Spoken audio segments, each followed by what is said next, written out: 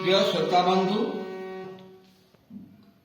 ଖଳ ସ୍ୱଭାବ ଦେବ ଦୁଃଖ ଅପାର, ଖାଲି ହସ୍ତରେ ଯିବ ନରକପୁର।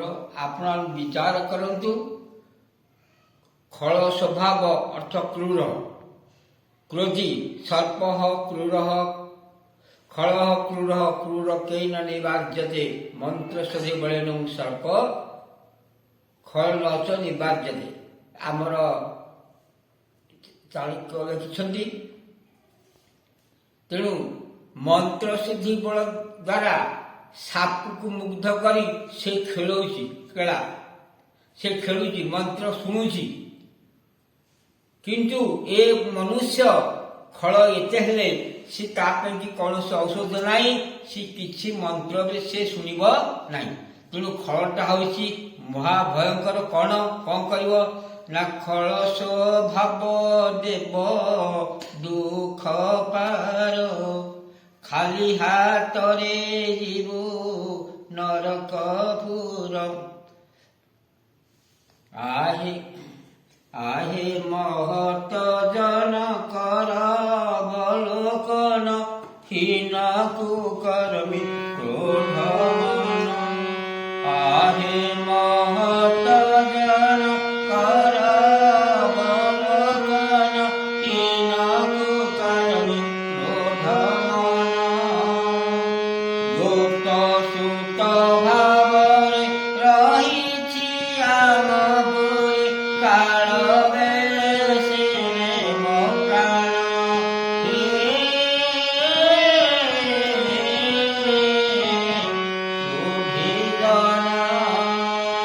ହେୟଟାକୁ କେବିନ ମରଣ, ଆମର ମୋହାଧନ ବୁଦ୍ଧି ବିବେକ ଜ୍ଞାନ, ସର୍ବାଗ୍ରେ କରିବ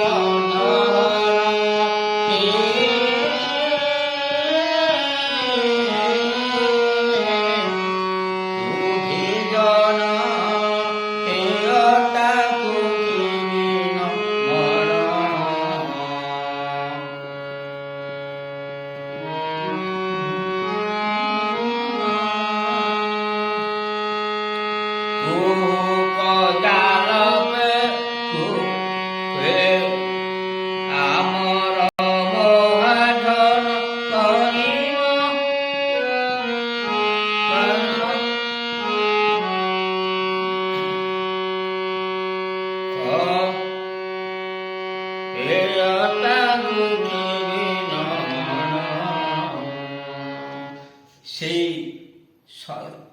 ସର୍ପ ଭୟଙ୍କର, ସର୍ପ ଠାରୁ କ୍ରୋଧୀ ଲୋକ ଆହୁରି ଭୟଙ୍କର। ତେଣୁ ଏହି କ୍ରୋଧଟା ମନୁଷ୍ୟର ଗୁପ୍ତ ସୁପ୍ତ ଭାବରେ ଶରୀର ଭିତରେ ଅଛି। ଏହା କିଭଳି ଭାବରେ ଅଛି? ମନୁଷ୍ୟ ଗୁପ୍ତ ସୁପ୍ତ ଭାବରେ ରହିଛି ଆମ ପୁରେ, ଏହି ଶରୀର ଭିତରେ ଅଛି।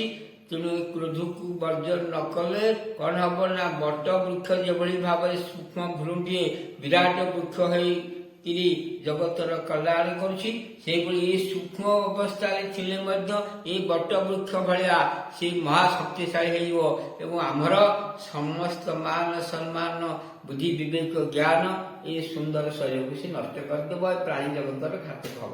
ତେଣୁ ସଜ୍ଜନ କ୍ରୋଧକୁ ଆମେ ବର୍ଜନ କରିବା କେମିତି? ତେଣୁ କ୍ରୋଧ ନ କ୍ରୂର। ଆମକୁ ଗୁରୁ ଦ୍ରୋଣାଚାର୍ଯ୍ୟ ପାଠ ପଢ଼ୁଥିଲେ, ସମସ୍ତେ ପିଲା ତାଙ୍କର ଯୁଧିଷ୍ଠିର, ଦୁର୍ଯ୍ୟୋଧନ, ଦୁଃଶାସନ, ଭୀମ, ନକୁଳ ସମସ୍ତେ ପାଠ ପଢ଼ୁଥିଲେ। ତାଙ୍କୁ ଗୁରୁଜୀ ପଚାରିଲେ, ଭୀଷ୍ମ ଦ୍ରୋଣଙ୍କୁ ପଚାରିଲେ, ପିଲେ କହିଲ ନ କ୍ରୂର, ସମସ୍ତେ ନ କ୍ରୂର କହିଲେ, କିନ୍ତୁ ଯୁଧିଷ୍ଠିର କହିଲେ ନାହିଁ। ତାଙ୍କୁ ବେତ୍ରାଘାତ କଲେ ଗୁରୁ, କହିଲେ ସମସ୍ତେ ତୁ କାହିଁ କହୁନୁ?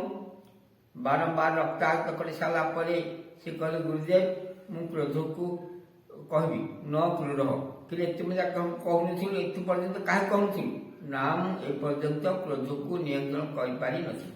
ତେଣୁ ଯିଏ ଏ କ୍ରୋଧକୁ ନିୟନ୍ତ୍ରଣ କରିଥିବା କିଏ? ସେ ଯୁଧିଷ୍ଠିର ମହାରାଜ ଧର୍ମରାଜ ନାମରେ ସମଗ୍ର ବିଶ୍ୱରେ ବିଦିତ ହେଲେ। ତେଣୁ ସଜ୍ଜନ ଆମେ କ୍ରୋଧଟିକି ହୀନ ଭାବିବା ନାହିଁ। କ୍ରୋଧଟା ହେଉଛି ମହାଶତ୍ରୁ।